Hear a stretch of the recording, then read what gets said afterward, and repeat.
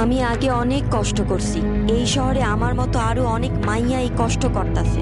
এখন সবার হইয়া আমি আপনাকে আমার দুঃখের কথা কইতাছি, আপনারা শোনেন।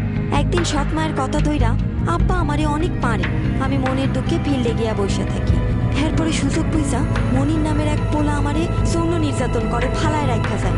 অজ্ঞান অবস্থায় গ্রামের লোকজন আমার হাসপাতালে ভর্তি করে। সুস্থ হইয়া আমি যখন আসি বাড়িতে, তখন বাপে আমারে খারাপ মাইয়া কইয়া ঘরে ঢুকতে দেয় না। তখন আমি কি করব? গ্রামের এক খালার হাত ধইরা শহরে চলে আসি। আমি বুঝতে পারি নাই ওই খালায় আমারে এক লোকের কাছে বেইচ্ছা দেয়। বেইচ্ছা দেওয়ার পরে ওই লোকটা আমারে অজ্ঞান কইরা রাখে। আমার গায়ে খালি একটা চাদর থাকতো। তারপর অনেক নির্যাতন করছে, অনেক লোক আসতো। ওই জায়গায় অনেকদিন ছিলাম। একদিন সুযোগ বুঝা পালাই চলে আসি। কি করুম ভাইপা পারি না। ট্রেনে উঠা পড়ি, কমলাপুর আসা নামি। খাওন নাই, থাকুনের জায়গা নাই, অনেক খুঁজেও কোনো কাম পাই নাই। পেটের জ্বালা সইতে না পাইরা স্টেশনে আর মাইয়াগুলোকে খারাপ কাম শুরু করি। যা পাইতাম তাই খাইতাম, রাস্তায় রাখা ভ্যানে ঘুমাইতাম। একদিন এক মাইয়া কইলো, হোটেলে যাবি, ওখানে ভালো কাম আছে।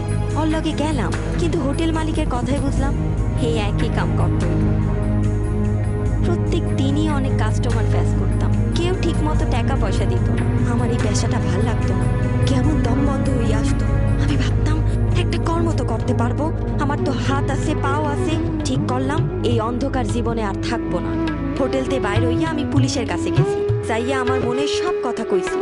তারা আমারে অপরাজয় বাংলাদেশের কথা বলে। অপরাজয় বাংলাদেশের ভাইয়া আপারা আমারে তাকে সেন্টারে নিয়ে আসে। এইখানে আমি অনেক বিষয়ের ট্রেনিং পাই। এখন আমি এই সেন্টারের পিয়ার সাপোর্টার হিসেবে কাজ করি, মেয়েদের বুদ্ধি পরামর্শ দিই। আমি এখন টাকা জমাইতেছি। আমার জীবনে যা হইয়া গেছে কোনো বাচ্চার জীবনে আমি তা হইতে দেব না। আমার আশা আছে এটা।